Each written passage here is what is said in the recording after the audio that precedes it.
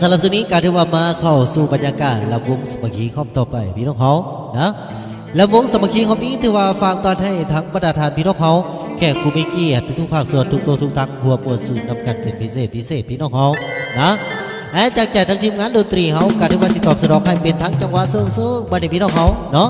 ขอสาวบ่ได้พี่น้องเขาตามคำเสนอของทั้งพี่น้องเขาเสนอกันเข้ามานอกจากทั้งทีมงานศิลปะดนตรีบุญทวีไซเขาเสริมสร้างบรรยากาศมอบให้ม้วนนำกันพี่น้องค่อยจากใจทั้งทีมงานดนตรีเขามอบให้เนาะขอเชิญอันสดๆกันเลยทั้งอาจารย์นักดนตรีเนาะ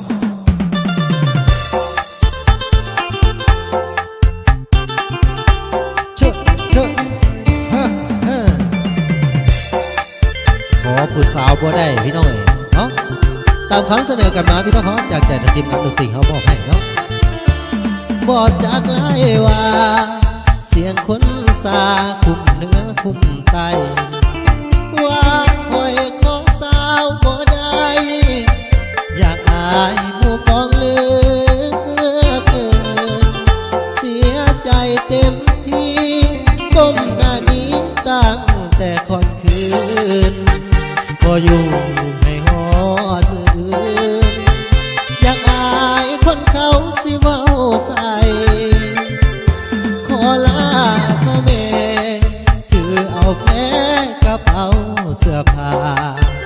อดกันไปเด้อน้ำตามึงอย่าเฝ้าหลังออกลาผู้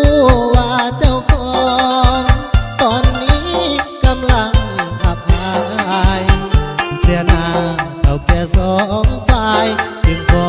ไปตายดับหน้าดีกว่าเปิดอันลานายซาดเจ้าของมันจนสินสอดน้องสูงเหลือล้นคนจนจึงได้ถอนตัวขอลาก่อนเด้ออายลาก่อนเด้อทูล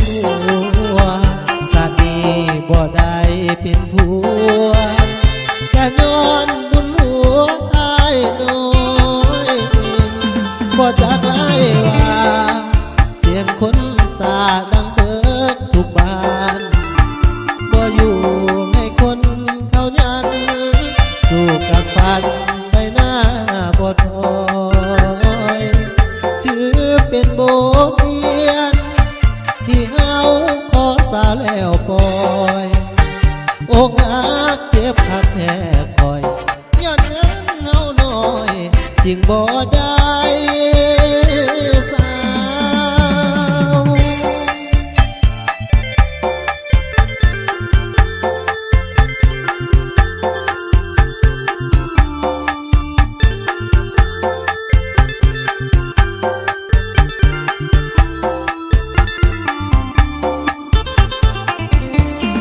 เปิดอันลานายซาดเจ้าของมันจนสินสอดน้องสูงเหลือล้นคนจน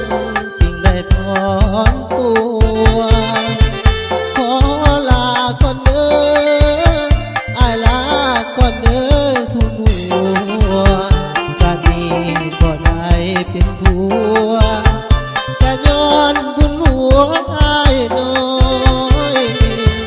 บ่จากไล่ว่าเสียงคนสาดังเบิดทุกบ้านบ่อยู่ให้คนเขายันสู้กัดฟันไปหน้าบ่ถอยถือเป็นบทเรียนที่เฮาขอสาวแล้วปล่อยอกหักเจ็บคักแท้คอยย้อนเงินเฮาน้อยจึงบ่ได้